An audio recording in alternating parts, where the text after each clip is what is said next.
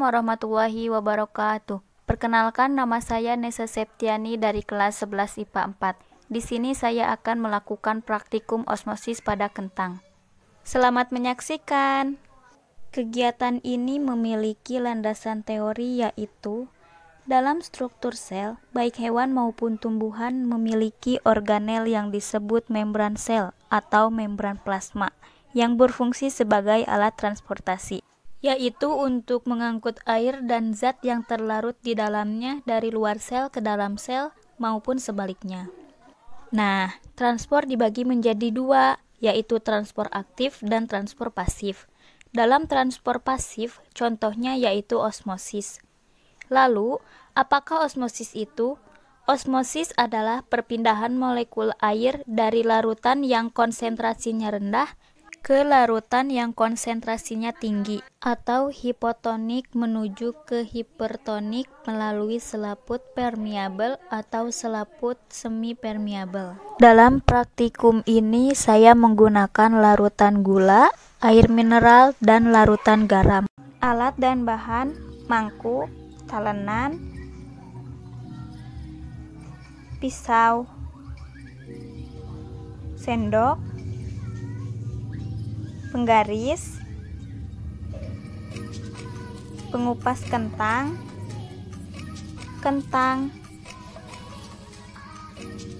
gula, garam,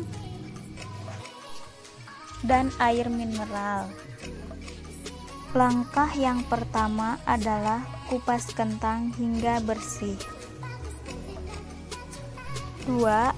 Potong kentang dengan ukuran 4 cm. 3. Masukkan garam secukupnya ke dalam mangkuk. Kemudian aduk sampai larut. Mangkuk yang di tengah hanya berisi air mineral saja. 4. Masukkan gula ke dalam mangkuk. Kemudian aduk sampai larut pula. 5. Masukkan potongan kentang ke dalam larutan garam, air mineral,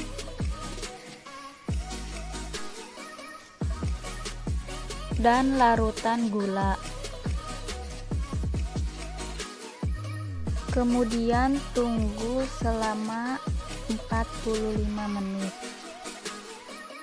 Setelah 45 menit, ambil kentang dengan menggunakan sendok.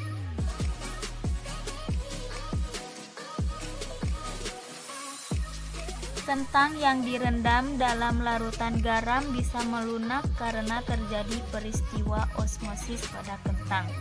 Proses osmosis tersebut disebut plasmosis, yaitu proses keluarnya cairan atau air dari kentang menuju ke larutan garam. Hal ini terjadi karena tekanan atau konsentrasi dalam kentang lebih rendah daripada tekanan pada larutan garam, sehingga membran semi-permeabel dapat ditembus oleh zat pelarut atau larutan garam. Kentang tersebut akan kehilangan air dan menyebabkan lemah. Akhirnya dapat terjadi runtuhnya seluruh dinding sel, sehingga kentang tersebut layu dan lebih lentur dan tidak mudah patah. Kemudian pada larutan gula.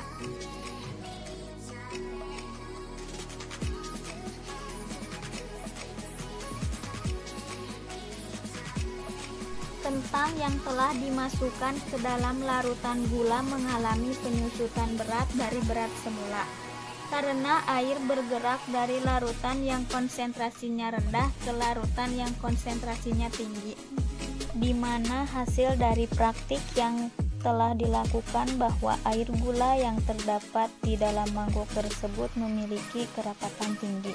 Di mana hasil dari praktik yang telah dilakukan bahwa air gula yang terdapat di dalam mangkuk tersebut memiliki kecepatan tinggi, sedangkan kentang memiliki kerapatan yang rendah. Terakhir pada air saja. Kentang yang hanya direndam dengan air menjadi semakin berat karena air masuk ke dalam kentang.